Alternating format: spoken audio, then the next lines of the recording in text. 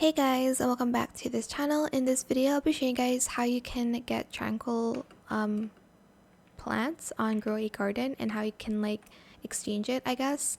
So these are Tranquil like plants, fruits, whatever you want to call it. There's going to be like these writings and I'm just going to select collect on it. It's not even collecting the one I want. There we go. I'm just going to open Tranquil here. So I just type it in and take the, what is this? I haven't played this game in so long.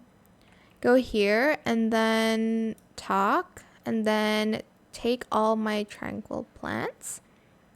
And so you can see, you'll need around 40 plants to, I guess, trade later. You can also trade it here.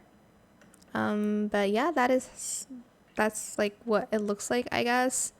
Like the Tranquil plants. So yeah, I hope this tutorial was helpful for you guys. Don't forget to like, comment, share, and also subscribe to this channel if you haven't done that already. If you have any more questions about this video, just leave it in the comment section down below.